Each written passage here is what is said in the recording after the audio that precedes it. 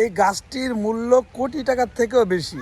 কেন কোটি টাকার থেকে বেশি সেটাই এই ভিডিওতে আপনাদেরকে জানাবো। সম্পূর্ণ ভিডিও জুড়ে আমার সাথে থাকুন। এই গাছের উপকারিতা আপনারা যদি জানেন তাহলে এই গাছটা প্রত্যেকে আপনার বাড়ির আঙিনায় লাগাবেন। এই কোটি টাকার গাছটা, এই পাতাকে আমরা পুষ্টির সুপারফুড বা মিরাকেল ট্রিও বলে থাকি, কারণ সজনে পাতার প্রধান যে গুণগুলা রয়েছে বা উপকারিতা রয়েছে এগুলোর মধ্যে রোগ প্রতিরোধ ক্ষমতা বৃদ্ধি করে এই সেই সজনা গাছ। যেমন প্রচুর পরিমাণে ভিটামিন সি এবং অ্যান্টিঅক্সিডেন্ট থাকার কারণে এটি শরীরের ইমিউনিটি বহুগুণ বাড়িয়ে দেয়। বুঝতে পারছেন আসলে যে কেন রোগ প্রতিরোধ ক্ষমতা বৃদ্ধি করে।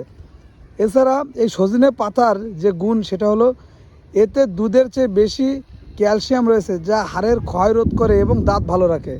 তাহলে ব্যাপারটা বুঝুন যে হলো আমরা ডাক্তারের কাছে যাই এই সমস্যাগুলোর জন্য, আর এই সামান্য সজনে পাতায় এই সমস্যার সমাধান আল্লাহ তাআলা দিয়ে রেখে দিয়েছেন। এছাড়া যাদের হলো সমস্যা দেখা দেয় যে চোখের দৃষ্টির সমস্যা আছে, অনেকে আমরা রাতকানা রোগ বলে থাকি, তো গাজরের চেয়েও 4 গুণ বেশি ভিটামিন এ থাকায় এই সজনে পাতার রাতকানা রোগ এবং চোখের নানা সমস্যা দূর করতে অত্যন্ত কার্যকরী ক্ষমতা রয়েছে। তাহলে বুঝুন।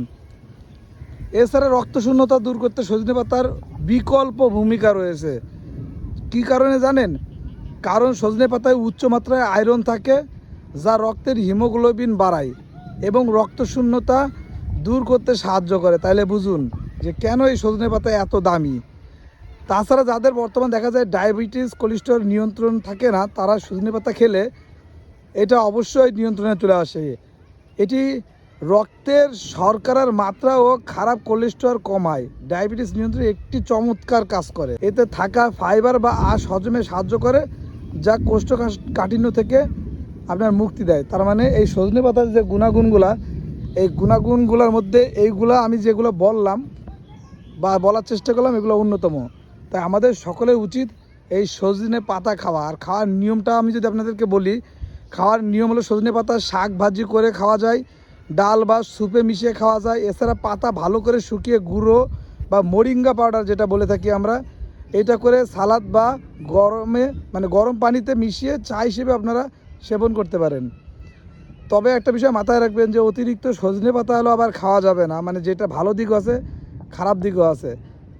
যেমন হলো আমি যদি একটু সংক্ষেপে বলি যে অতিরিক্ত সজনে পাতা খাওয়া থেকে বিরত থাকুন। দীর্ঘস্থায়ী রোগ, কিডনি সমস্যা বা গর্ভ অবস্থায় সজনে পাতা খাওয়ার আগে অবশ্যই আপনাদের দরকার চিকিৎসকের পরামর্শ নিয়ে খাবেন, কিন্তু হাওয়াইতের মতন অতিরিক্ত খাওয়া যাবে না। এটা পরিমাণ মতো আপনি প্রতিদিন বা প্রতিনিয়ত সেবন করতে পারেন, এটা আপনার অনেক কাজে দেবে। আশা করি বুঝতে পারছেন।